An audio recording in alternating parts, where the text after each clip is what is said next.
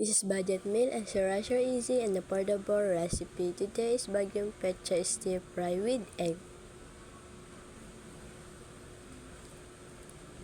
Tsaka naman natin dito igigisa yung ating bawang. Igisa nga lang ito hanggang sa lumabas yung aroma nito. Tsaka naman sunod na rin natin dito yung ating sibuyas at yung ating kamatis.